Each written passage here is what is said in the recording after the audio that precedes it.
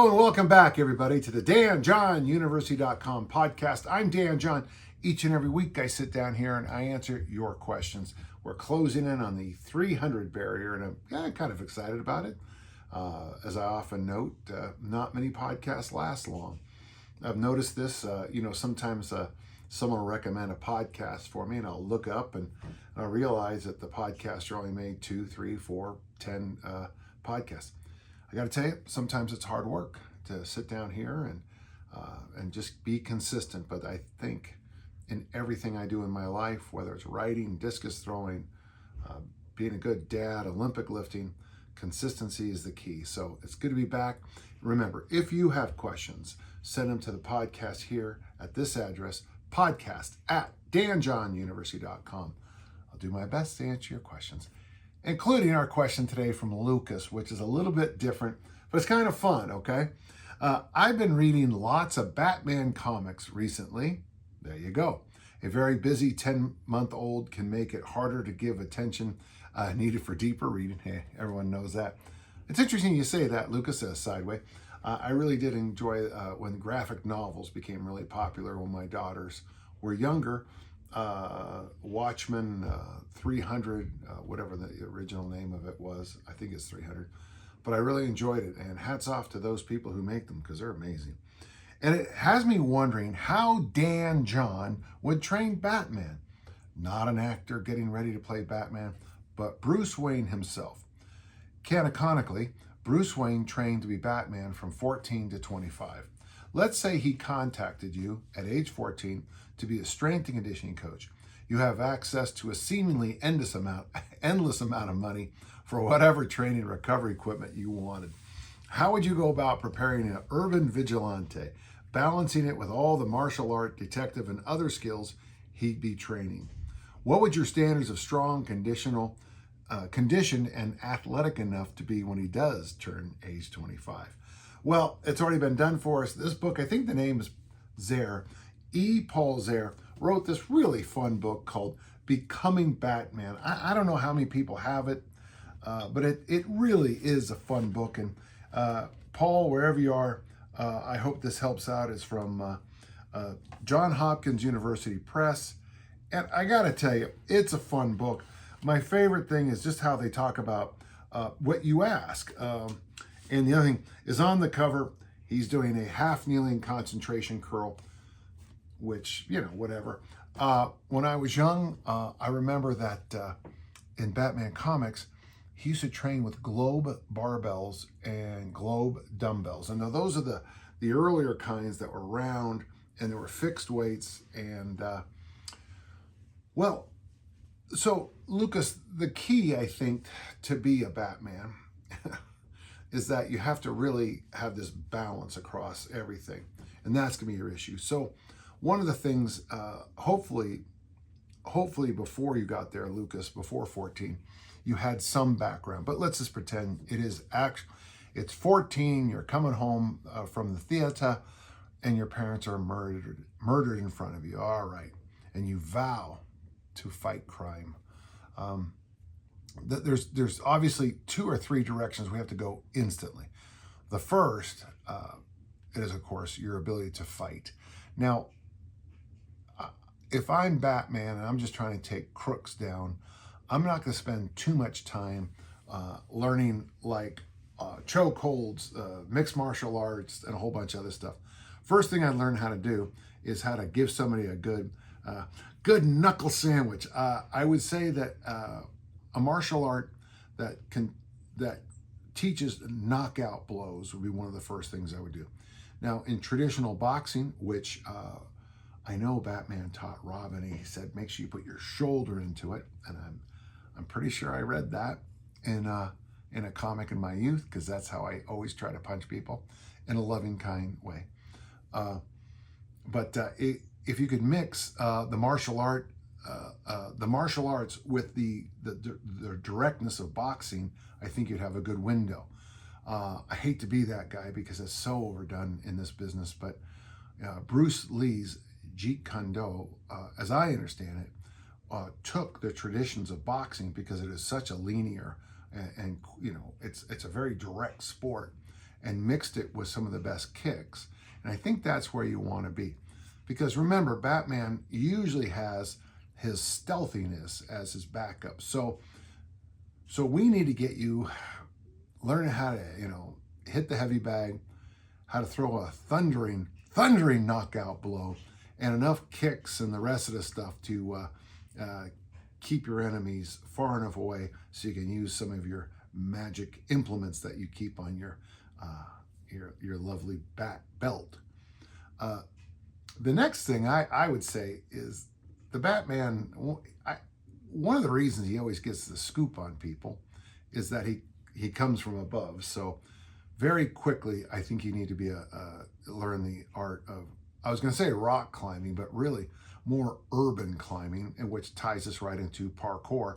And now I feel like I'm doing the Office episode and the James Bond when Daniel Craig showed up and everybody was doing parkour. But if you could blend Jeet Kune Do, and I hope I'm saying it right, and if I'm not, it's okay. You know what I'm talking about. With parkour, I think you'd be in a really good place. That would be, learning how to move around fire escapes and learning how to move around, buildings. I think is his real secret.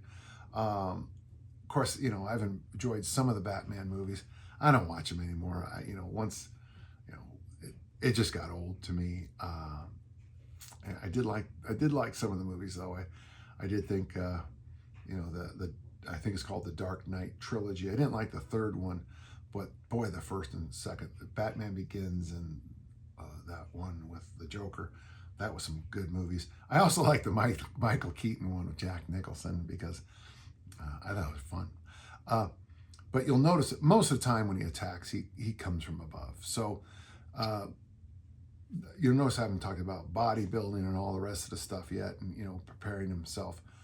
But if you're doing a martial art that includes collisions, I think you're getting really a good place.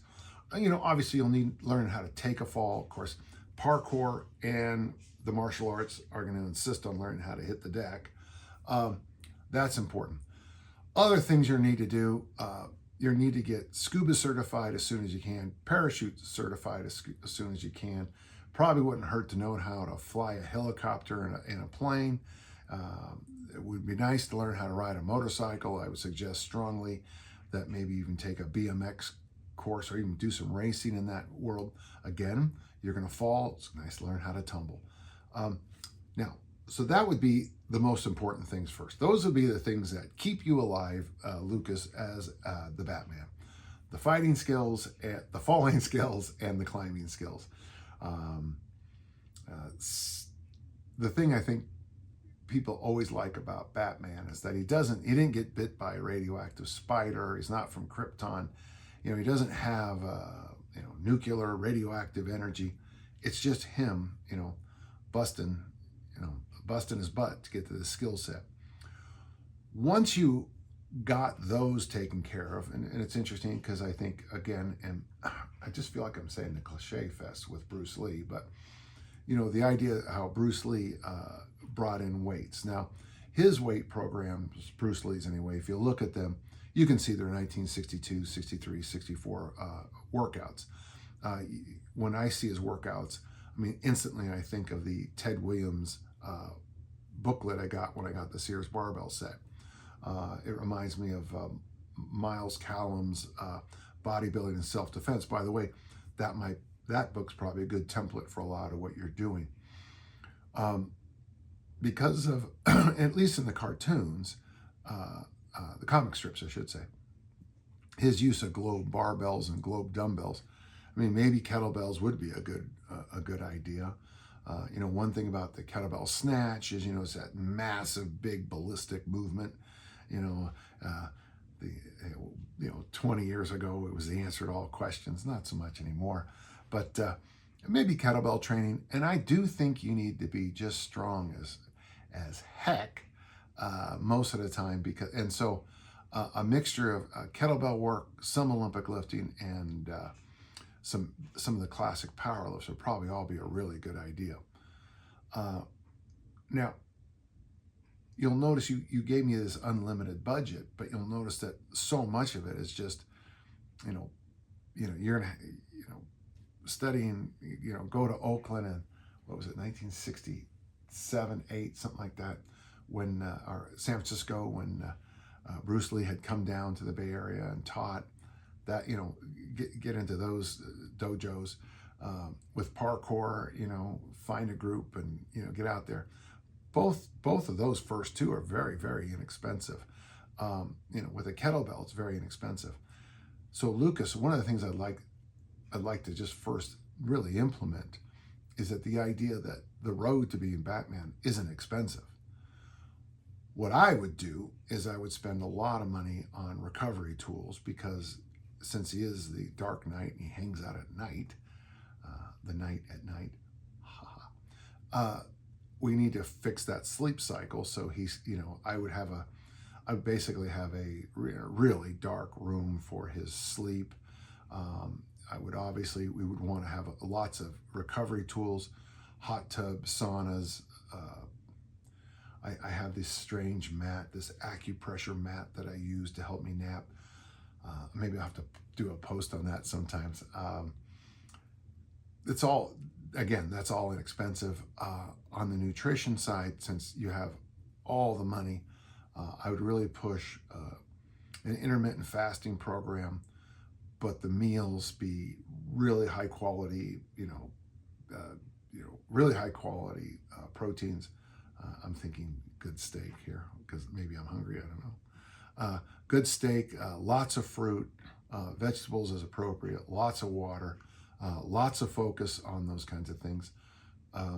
But have somebody cook it. Don't even have your recovery and your nutrition thoughtless. Don't even waste time or energy on it.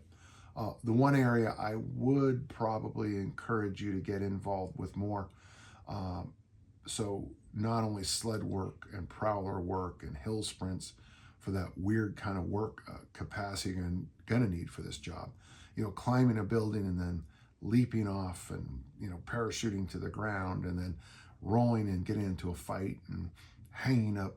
You're going to need a different kind of work capacity than going for a nice jog.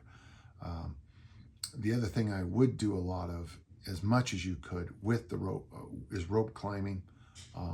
And there you go. There's a big picture. And the most important thing is you probably need to do the martial arts every day. You need to do parkour every day. You probably need to do a lift every day. You probably need to, obviously nutrition every day. Mastery of things like every street, every building, literally studying the terrain that you're going to be, Gotham City. You need to know it like the back of your hand. You need to set up, they used to be called bolt holes, these little places you can hide throughout the city in case you do get hurt. You need to set up a medical system because you are going to get hurt. You need to, obviously you need first aid, but your butler needs it too. I would waste less money on training equipment and more money on long-term planning. So Lucas, that's what we would do for the 11 years that you have me. And a whole bunch of the work I do is just for me, my job would be to make sure you're showing up to the classes, you're showing up to the sessions, and you are building the platform so that you may become the Dark Knight. Fun question, Lucas. That was a fun question. Our next question is a little bit tamer. JB asks, I'm 49 years old. I'm a fireman. Well, that's kind of nice to see that. I hear all these different terms and letters now for jobs. It's nice to see someone just say fireman again. Considering my age and work responsibilities, what would you recommend as far as training and conditioning?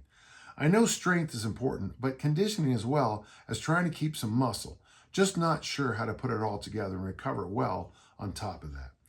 I know I've read about complexes for firemen, etc. Yeah, I really push complexes for firemen. Yes, I do. But wondering what you would recommend as far as someone my age. I have access to kettlebells, barbells, plates, racks, sleds, assault bikes. He's got a whole gym. He's in great shape. Yeah, one thing, you're 49, you're not 29. Once you hit 35 and you remain in an industry that demands high levels of strength and conditioning, the rules change at about 35, and you're figuring that out. Complexes are great for work capacity, and it can be a one-stop shop for a 27-year-old fireman. It really can be. But where you're at now, you need to start getting the balance in. So what I would recommend, in fact, anybody 35 to 55 listening, is one of the things I think you need to focus on first is what I kind of call like everyday strength. Now, it's not the same as dad strength. God, this should be my next. It actually should be. This stuff should be in textbooks. I read some of the crap that comes out of that one especially horrible publishing company that seems to dominate our field in the academic side anyway. And they never talk about this kind of thing. But dad strength is what my dad, Al John from Island Pond, Vermont, had. You know, fought World War II, got pretty messed up by a number of things. And yet, you know, we'd be lifting weights in the garage and he'd say, I need help picking the engine out of the car. And we'd walk over and, you know, Dad would pick the engine out of the car and put it on the lawn. And we'd say, Dad, what did you need help with? And he would say something along the line, I just need to make sure I didn't hit my head on the hood. That was Dad's strength. Everyday strength is a little bit different. It's this idea at JB, and I would recommend this to anybody in your age cohort. It's this idea. I don't know what your max is, any of you listening, in any lift. I don't know. But if you train 3 days a week for 3 years and you peak up and you wear the elbow bands, the arm bands, the straps on the bar, you got special knee wraps and everything else, and you do this effort and everybody applauds, good for you. You're strong and I appreciate it. For me, everyday strength is a little bit different. If you miss the gym for 3 months and then you come back on Monday, you know, bench press is the funnest one to come back to untrained because it hurts so much right here. It just kills you. Monday you bench, you know, Wednesday you bench, and then on Friday you just kind of give yourself a little, you know, let's just see how this thing's going. You take it out for a little cruise, you know, a 3-hour cruise, and you know how that went for Gilligan. And you're going to just test your strength, whatever that number is. To me, that's what I call everyday strength. It's those set of numbers that's how strong you are when you come back from an illness, an injury, a vacation, a layoff, or a life, whatever it is. So the first thing I want you to think about, JB, is that I would like you to build up your everyday strength numbers. What it means is, what is that comfortable load, bench press, squat, deadlift, any lift, that you can just do anytime, anywhere? Now, they're going to test you on the pull-up or chin-up, and so you spend, 6 weeks trying, make up a number. We'll say 25. I hear that a lot, and I think that's a lot of pull-ups. And I think you have to make a lot of compromises to get 25 pull-ups. And so for 6, 8, 10 weeks, you focus on the pull-up. Your elbows are killing you. You lose a bunch of weight. You don't squat or deadlift because you fear adding 1 ounce of muscle might take away from your pull-up. You get your 25, you recertify, and good for you. And then you've got junk elbows for a couple of months. You've got, you've lost all your other lifts for a couple of months. You can't press because your elbows hurt. You can't pull because your elbows hurt. You go to squat and your elbows, you're just hurt. Well, what you've given up to pass that challenge or test or whatever it is you've given up everyday strength in every other aspect. So the first thing I want you to think about is, what is a good set of numbers that you can do? Now, I have a lot of standards. If you go to my website, I have a whole page of them. I think it's still called Sleepless in Seattle Standards, I think, because it was the blog post I made in a workshop. And I've got a whole bunch of numbers. And honestly, what I'd rather see you look for is the balance. So, one of my clients is chasing right now 1, 2, 3, 4, and that's 1 plate, 2 plate, 3 plate, 4 plate. I sound like a Dr. Seuss. 135 pounds on the military press, 225 on the bench, 315 on the back squat, and 405 on the deadlift. The 1, 2, 3, 4 standards. And by the way, he wanted to do 2, 3, 4, and I added the press idea. But if you're at 1, 2, 3, 4 standards as a firefighter, you're strong enough, I'm thinking, to do just about everything you're asked to do, especially if you can take 6 weeks off, don't touch a barbell, come in after a workout, a second workout where you're just kind of reminding yourself how to do things, and you can test yourself out and nail the 1, 2, 3, 4. Now, some people out there are listening that 405 deadlift is too heavy. Fine, whatever the numbers, it doesn't matter. In fact, I actually think the 1, 2, 3 is more important. Or just 225 and go back to my old standard. Can you bench it? Can you clean it? Can you front squat it? That's that everyday strength that's going to be around a long time. With the equipment you have and where you're at in life, the first thing I want you to focus on is your everyday strength numbers. How strong are you? And how easy can you maintain those strength levels? When it comes to conditioning for your job, from the interactions I've had with family members, and my family has lots of military, lots of police, lots of firefighters, lots of emergency medical people, and it makes me proud. Lots of teachers in my family. We tend to serve the community, and it's nice to be around people like that. But when we talk to the firefighters and the family, it is a specialized conditioning. One of my cousins was in a very big firefight. It was a famous church in South San Francisco burned, and they had to basically be on task for, it might have been 2 days, because they're keeping the hot spots down.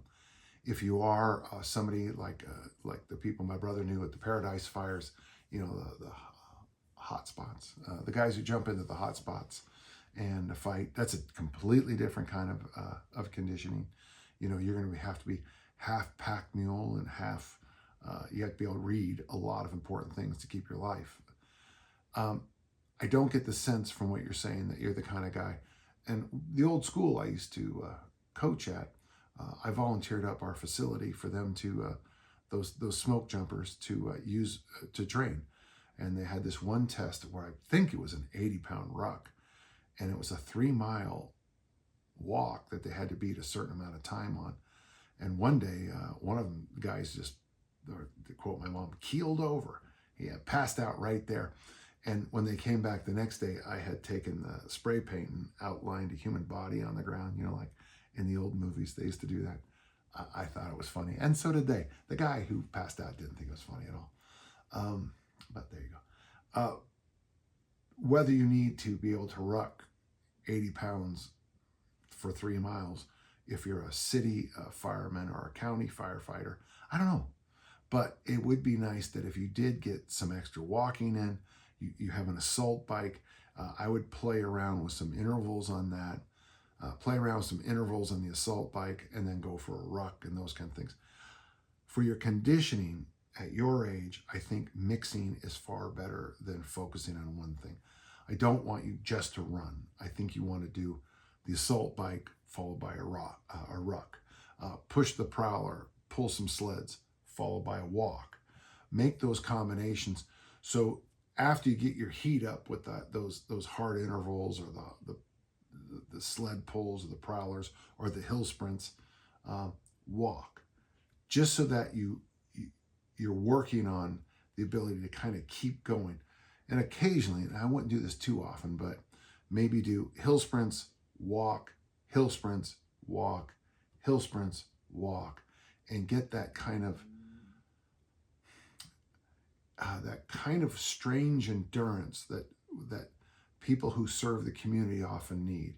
Very often the endurance that police officers, firefighters, military need is the endurance to just stay, to be there, to keep focused, to keep your eye on danger, to keep your eye on ongoing issues. And that's a different kind of endurance.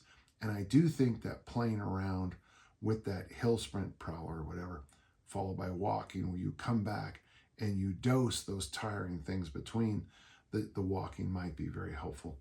JB, that's a good question, and I hope I helped at some level. Again, I got great respect for firefighters. I remember after 9/11, this is still a tough one. I'm the way I say this is just going to come off as cruel, but someone mentioned that no one from their faith tradition died on 9/11 because God protected them, and I thought to myself, and I never said this sentence to them, but I've said it before, because not everybody runs away from danger. Some people are tasked to run towards danger. So thank you, and all of you who run towards danger to save us. I really appreciate it, and I hope everybody else does too. Thank you. We have a question, a fun little question from Scott, but I'm gonna have to add some additional stuff here. Scott says this: when adding hill sprints to the perfect workout, what do you recommend for a sprint distance? 30 yards, 10 seconds? And secondly, should I be letting my heart rate get back down to a certain range before starting the next sprint? First off, I don't ever remember telling people to do hill sprints during the perfect workout, but I love the idea of doing it. Maybe I did but in the original. So hands go up. Yes. What's the perfect workout? All right. It's a workout I use that's just simple, and I use it as a break in the Armor Building Formula. Armor Building Formula, you can find that book at armorbuildingformula.com or danjohnuniversity.com/bookstore. In the ABF, after you get done with 8 weeks, and you're just like, I just tired of the armor building complex, you might do the perfect workout for 2 weeks. Let me tell you what it is. Half kneeling press. You do a set of 8 with the left arm, switch sides, half kneeling press, set of 8 with the right arm, and then you hang for 30 seconds. You shake it off. I usually do neck mobility while I'm shaking that off in the perfect workout. I do my neck rotations, I do my neck nods. And then I do the next round, more neck nods, neck rotations, and then the third round. After that, the workout tends to flow a little bit with the equipment I have and who I'm talking to. But we do one set of the exercise called goblet squat to the overhead squat. And I've settled again back on doing 8 reps. So you do a goblet squat. And at the bottom, when you come down, you curl the bell to the ground, you pick up a broomstick, put it over your head in the overhead squat position, you stand up, you squat down with the stick goes to the ground, you curl the weight up, you stand up, that's 1 rep. Goblet squat with 24 kilos, followed by a broomstick overhead squat. Those two make 1, 4, 8 times. That will get your sweat on. Now, from there, some people do kettlebell swings. Some people do hip thrusts. I'm moving more to the hip thrust on this workout because it's so simple. And you can really, we use bands in my gym. So you do a set of 25 with the double blues. You take one off. You do a set of 25 with the single blue. You take that band off. You do the third set of 25 with no weight. I also have Brett Contreras' glute loops around my knees. So I'm consciously pushing my knees into that thing the whole time. And then when you stand up, you might not notice it today, but you will notice your glutes tomorrow. And then if this is what we're doing, then you do the suitcase carry down and back, and it's over. Now, if you're adding hill sprints, I'm not sure, Scott, I'd want to do them between those sets, because that would be hard to organize, because you'd have to have your weights here and the hill right there. But with hill sprints, I always want people to have more in the bucket. Now, the best hill I ever had was at Judge Memorial. I don't know if the hill's still there with the new stadium. They might have destroyed it, but we had this hill that was probably 80 meters, but it was 80 meters straight up. It really was a flight of stairs steep. And what we found is that 2 hard sprints at that steepness up that hill was enough to get your heart rate going for the rest of the day. Now, I have a famous story about me and Mike Slazak doing 24 of those. And Mike, I love you, but you almost killed me. It was one of the most, and it still is one of the most important moments of my life. But what you need to do is, I like having that big hit on the hill sprints. So for me, I like to go until I slow.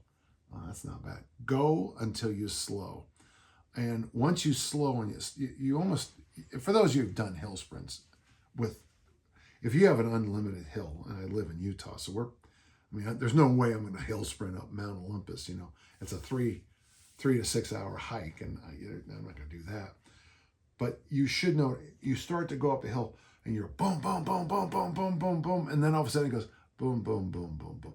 That's when I would tell you to stop. When you start to ease up, when you're clearly losing speed, it could be because your energy systems are crashing, or because, and I think this is more true, hill sprints are really hard. For recovery, we walk to the bottom. Generally, when I'm coaching my athletes, I then tell stories because I'm still trying to recover. But I would say on hill sprints, because quality is more important than quantity, Scott, take more time recovering, because you want to really aggressively hit those hills every single time. Now, in my high school, we had a little hill next to the shot put sector, at the far end of the shot put sector, that was basically maybe 4 steps up, and one of my coaches had us use that sometimes to practice in the throws. You need that boom boom kind of boom, and we practice that to teach ourselves to explode. And it probably was only 4 steps, and we really didn't get much out of it, but it did lay the foundation for me to go, yeah, that's a good idea. On the backside of South City High, and right where El Cortez led up to the high school, there was a massive hill, and later in my career I used that to do hills. Again, it was this one was only probably 30 or 40 meters, yards, no, maybe not even that. But again, it felt like it was near vertical. It was really hard to ride your bicycle up that hill, because of course we had Stingrays, which aren't the most efficient, but you had to basically stand on top of those pedals just to get any give up the hill. It was far easier just to push the bike up. But for hill sprints, it got the job done. I hope that helped. I would say err on more recovery on hill sprints, but it's all because I think the quality is most important. You can disagree with me and turn this into a much more up, down, up, down, up, down kind of thing. And that's fine. I don't disagree with you, but I don't think you'll get the true benefits of what hill sprints are best at, which is working your legs like nothing else. Thank you, Scott. Giorgio asks a question. I'm currently able to perform the armor building complex with double 28s, wow, that's impressive, for 30 rounds every minute on the minute. However, when I move up to the 32s, my recovery between sets becomes an issue, and I can only complete 5 to 6 sets every minute on the minute before my clean form breaks down and I'm unable to maintain sufficient tension in the squat. How should I move up safely and effectively? I have not purchased any of your recent publications. Oh, where I explain the answer to this. Yeah. So yeah, let me just, as I often tell people, let me just give it to you. I have learned one thing: when you give people stuff, they don't value it. I've really picked up on that. In the last year or so, I've given some people some really quality, expensive things. They don't appreciate it. But would like to know which of your most recent work could be helpful for this specific challenge. My goal for 2025 is to complete 30 rounds at double 32s. Very nice. That'd be very nice work. Potentially start moving towards the double 36s. So armorbuildingformula.com, Giorgio, or danjohnuniversity.com/bookstore. And I would get the armor building formula. Let me just say this. A really underappreciated style of doing the ABC is to have opposite loads. So what I would recommend, if you have it, I would put a 32 and maybe a 16 at first. Now, so the first round, you're going to have, let's say this, let's go the 16 in the left hand and the 32 in the right. Do the ABC, okay? Now, the load is well under, the load is light, but you have the big 32. The 16 is going to be asymmetrical. It's going to twist you around a little bit, but that's fine. Next set, you'll have the 32 in the left hand and the 16 in the right. I just step over the two unequal bells to the other side. So I do one set facing this way, one set facing that way, okay? And do, if you can, maybe not 30 full minutes, but maybe get to 10, shake it off and get a sense of what lessons you learned. It might, and by the way, pressing a 16 in one hand and a 32 in the other really does help your press, overhead press. It's really interesting. It's interesting, I think in one of Pavel's books, it might be Return of the Kettlebell. He quotes me as convincing him to do unequal bells. Then I would, after that, maybe drop to 24s and finish off your 20 minutes. Don't push it because you're learning right now. A workout or two later, maybe try the 20 and a 32. A workout or two, I think you're seeing where this is going. A couple workouts down the road, the 24 and the 32. And then finally try that 28 and 32. When you do the 28 and 32 workout, that probably in some ways be harder than double 32s. Obviously, it's going to be harder than double 28s, but it's going to be weirdly harder than double 28s because now we're getting at the narrower we make the gap between the two. And this is just experience talking. It seems to get harder as it gets narrower. It's so obvious when I say it out loud, but you kind of, when you, Georgia, if you follow this, it'll make sense what I'm talking about. How it seems to, yeah, the 16's hard. The 20s, yeah, it's harder, it's heavier. The 24's harder. But when you get to the 28 and 32, it's like, it's a big jump and harder. It's not just a 4 kilo harder. It's weirdly harder. I would try that. And then when you do get to the 32-32 combo, when you said this here, 5 to 6 rounds every minute on the minute, since you know that 5 is going to be like that line in the sand, let's do this. Always stop the every minute on the minute well before you fail on it. So if you get, when you do this 32-32 the first time and you get to round 4 and you pop it down and go, whoa, okay, keep the 28-28 or 24-24s right there and just bravely quit the big 32s and choose lighter. And then what I want you to do over time, Giorgio, is nudge that 32-32 up. Don't be afraid to cut it early. What I would like you to do is just kind of nudge your way up. So maybe it's 4 the first workout coming back. Maybe it's 5 or 6. Could be 10. Who knows? Say it's 5. The next time you do it, it weirdly could jump right up to 10 because when you nudge yourself up over time, you make these massive improvements. So don't be afraid to err on the side of caution the first couple of times you do it, okay? ArmorBuildingFormula.com, and of course the book is the Armor Building Formula. Giorgio, it's a good question, and clearly I probably need to be better about how I explain that in the books. So I'm going to take a note here and write down Giorgio, okay? Okay, we got a question from Michael. I currently alternate between the Dan Martin Program Minimum and Perfect Workout. Also, I walk as much and as often as possible. It allows me to train regularly, even when my schedule is tight, excellent, and get enough work to stay strong and healthy. My question for you is about footwear. What are your views on the different kinds of shoes?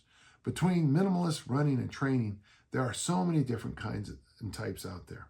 Are there certain types you recommend for training, walking, and everyday use? Yeah. First off, for those you don't know, DMPM, that's the Dan Martin program minimum. My good friend Dan Martin, just a wonderful guy, and he hates it when I say nice things about him. So because he's my friend, Dan, you're the most wonderful person on the planet Earth, and it's an honor to be your friend. Thank you. It's basically Dan had this great insight. God, it's got to be well over a decade ago, if not 15 years maybe by now, where he decided that beating himself on the face with a hammer in exercise wasn't helping. So he is the one that really decided to nudge his way up. So you walk, you maybe do a kettlebell swing or kettlebell swing variation. You might do push-ups, not to failure, but push-ups. You do goblet squats, not to failure, but goblet squats. And you come back every day, a series of stretches, mobility moves, and all you're trying to do every day, and this is Michael's great insight here, you come in every day and you do the things you say you're going to do, and you come back tomorrow and you do the things you say you're going to do. And weirdly, over 365, 366 days, miracles happen. So it's a good one. The perfect workout is, I explained it before in the podcast, 3 sets of 8.5 kneeling press, left hand, right hand, hanging, the goblet squat, the overhead squat drill, hip thrust, suitcase carries. Okay. On shoes. So I discovered these shoes a couple of years back when my friend Lyle thought I should use wider shoes. These are called Wittens, W-H-I-T-I-N. Witten should send me money because I sell more of their shoes than any of their salesmen. They're wide body. They were relatively expensive before they became popular, but they're wide, they're thin. I like them because I can train kettlebell work with them. I can do my bodybuilding work in them. I can snatch and clean and jerk Olympic style fairly well on these, though when I get up over 70, 80%, I do need the heel and the boot. But this is what I wear. These are the shoes I like. For dress shoes, I don't have a pair of shoes that cost less than $450. When I buy dress shoes, I buy expensive dress shoes. That way you buy them when you're 20 and you're still wearing them when you're 68. That's why I spend money. I currently have 4 pairs of this exact shoe. I got one in the backyard. That's kind of the, I only have one dog now, but before I had 2. Anytime you do work in the backyard, you always end up with poo on your shoes. So I just leave the 1 pair out there. I have one right there in front of the door, but we're out of the house. And that's when I do my morning walk, I just go down the stairs and put the shoes on and put the leash on the dog. I have a pair of these in my bedroom.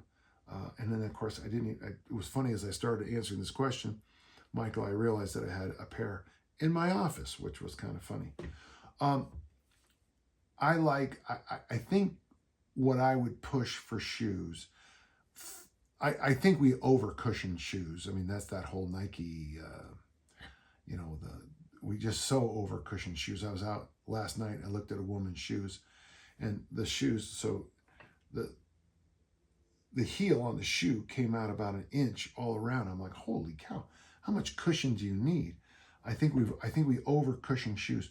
But what I work for, and I got to thank my friend Lyle, who's in my phone as Lyle 100-mile runner. He's the one who taught me that the wider is the better. And I got to tell you, since I moved to these, the width is the key for me. The wider a shoe is the better. As always, your miles may vary, but you asked a specific question. I gave you an honest answer. Okay? As always, an honest answer. All right. Thanks so much. Justin has a question that's not unusual. My squatting range of motion can only be described as poor. Where I used to regularly rest for long periods and be able to shoot accurately for a deep squat position, 90 degrees is now something I aspire to, so my goblet squats are not great. Okay. Is it better, in your opinion, to continue with my imperfect goblet squats or to perhaps sub them out for lunges? By God, Justin, whose podcast are you asking a question of? Lunges. Or something in which I can reliably go forward with good form. I love the program in general. I'm not sure what program you're doing, So I don't wish to throw the baby out with the bathwater. I just want to get the most out of it. So Justin, the big question is, what happened to your squat depth? I mean, what happened to it? I'm going to give you a different idea, but let's make sure. I mean, if your patella tendons are on fire because of patella tendonitis, which, by the way, for those who've ever got it, it's awful. I got it in junior college from overtraining, and I can still rub my fingernails over my right knee tendon and feel the calcium build up inside there, which is just another thing that makes me the sexy bastard I am. Oh, sorry, kids. There's an exercise I do and members of my gym do, and when I say every day, you're probably thinking I'm exaggerating, but this is an everyday for me. It's called 6-point rocks. It comes from Tim Anderson, and 6-point because your hands, your knees, and your feet are on the ground. Widen your knees out. Use your hands, and you're going to push yourself. You're going to push your butt back and rock. It was amazing to see this. As I'm talking right now, my granddaughter Elowen is visiting, and she's just turned 8 months, and she's right there. When kids are just about ready to shoot off into crawling, she can GI Joe crawl. That's what we call it. I don't know, or army crawl, I guess. But when she's sitting there, babies will do this little thing where they get their head up, looking around the room, and they go like this, and they shoot back and forth. Dig your toes into the ground, and widen your knees out, and just practice your squat unloaded down there. Now, Justin, as I say at every workshop, if you can do 6-point rocks into a deep position, but you can't goblet squat into a deep position, your issue is load. Maybe you got too much load around your waist, or maybe your body weight doesn't support your squat anymore. So for there, I go back to one of the first tools I used before I came out with the goblet squat. I used to use the doorknob squat, which sadly I don't use as much anymore because it's good. You can also do it with suspension trainers like you're skiing. So grab the doorknob or grab your suspension trainer or a pole or a sturdy desk or whatever else you'd like to use, and lay all your weight into your hands, cross-country ski position, water ski position. Arms are straight like you're a hammer thrower. Arms are straight. And then you squat down, trying to get your body between your legs, not on top of your legs. If you do your 6-point rock, you jump up and you can do the doorknob squat or whatever you choose. And that's working. Stick with those for a while. Then really lighten up on your goblet squats and goblet squat deeper. One other clue I'm going to give you, Justin, is that when you're doing the goblet squat, especially when you're warming up, people ask me, how do I get such huge pythons, my armacondus? It's because at the bottom of the goblet squat every day, I do my curls. I put my elbows into the insides of my knees, and I start repping them out, baby. The pump feels so good. What happens when you're curling in the goblet squat position, you'll notice that your body is wedging itself back and forth and opening up. So it's a great little drill, and try those. If that doesn't help, let me know, okay? Is it an injury? If it is, get it fixed. From there, 6-point rocks, the doorknob drill, and then the goblet squat curls. All right, thanks, Justin. Got a question from Tim.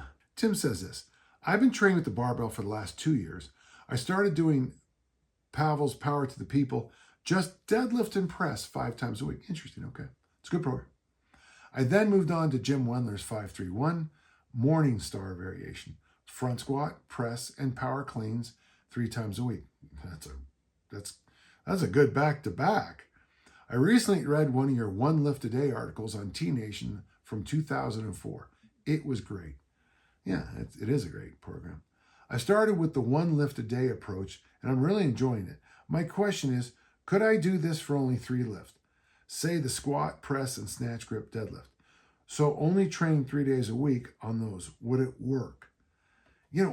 My friend, I mean, those wouldn't be the choices I would make because I was an Olympic lifter. But I got to tell you, man, and I'm going to give you a variation because I can't help myself. But if you're doing I would like you to stick with what he says. I mean, the front squat, the press, and the snatch grip deadlift. Yeah, I mean, that covers everything. And I have a bunch of magazines on my shelf over here. I don't like them all, but the point is valid, is that most of us beat ourselves to death trying to follow these drugged up bodybuilder programs, and they just don't work, friends. You got to take the stuff if you're going to train 6 hours a day. It's going to be hard to do for us normal people. But those are 3 good choices. One little idea I have for you is this. So say like you're doing 7 sets of 5 in the front squat, okay, which is my standard. Week 1 for me is 7 sets of 5. Week 2 is 6 sets of 3. It's a lot of volume. I would maybe add a easy set, maybe a single set of 10 presses and a single set of snatch grip deadlifts that day. On the overhead press day, 7 sets of 5. Maybe I would have you do a set of front squats and a set of snatch grip deadlifts. Okay? So that's my idea. I think this is a great idea, and good luck to you, okay?